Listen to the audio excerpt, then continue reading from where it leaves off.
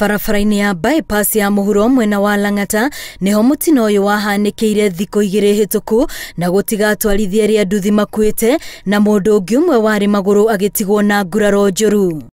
Famĩlĩ ũmwe wa atwarithia acio a nduthi Stephen Musyoka yugĩte kuma kĩambĩrĩria makoretwo magĩthiũrũrũkio nĩ maabitha borithi matekũheo ndeto nginyanĩru ya kĩrĩa kĩahanĩkĩire mwana wao.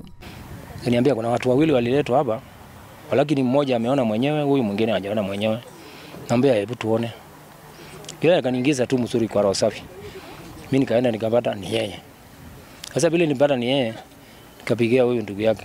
Kawauliza ni wapi, walikuja na polisi ya wapi? Kaniambia ni Lang'ata. Aliweza kutuambia twende tu tuzike mtu yetu alafu tutakuja kupewa information baadaye. Tuliweza kutoka tu hapo nje na baba yangu.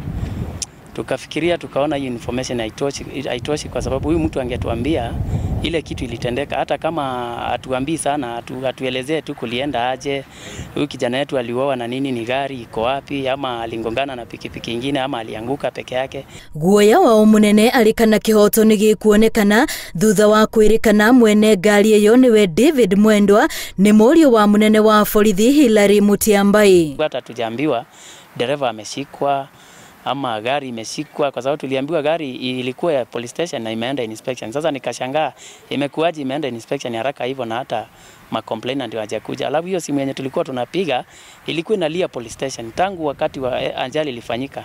Simu ilikuwa inalia na si ati ilikuwa imeharibika kwa ajali na hakuna mtu anashika kutuambia kutusaidia.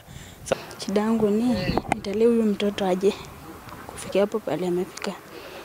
Atasoma aje? Huyo tu ndiye alikuwa tegemeo langu. Sasa mimi sijui venye naweza fanya. Kũringana na rũhonge rwa borithi, ũthuthuria wĩgiĩ mũtino ũyũ no ũratwarithio na mbere o ta macira marĩa mangĩ ma mĩtino ya barabara. Noguo hatirĩ handũ gũkuruhana na andũ arĩa mwĩkũĩrwo atarainie nao thirikari-inĩ. Talk about drunkenness. You don't just talk about one being drunk on perception. There are elements that need to be proved for us to ascertain that the driver is drunk. And in this case to us we would say that was just a perception.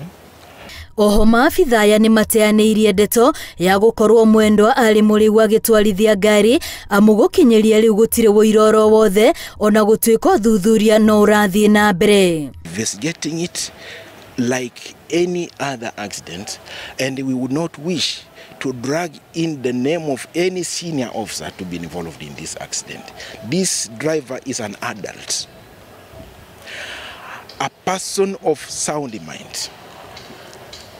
He was driving on his own, and therefore dragging in the name of a senior officer in regard to this accident to us is unfair. Wono ũthuthuria warĩkĩrĩra Mwendwa aya kũhingũrĩrwo thitango cia gũcũngĩrĩria ikuũ cia andũ erĩ na njĩra ya gũtwarithia ngari na njĩra ĩtarĩ na kĩharĩro. Famĩlĩ cia arĩa mahutĩtio ikĩhoka kĩhoto nĩ gĩkuonekana. Ngĩribotera Inooro TV, rĩtwa rĩakwa nĩ Wambui wa Macharia.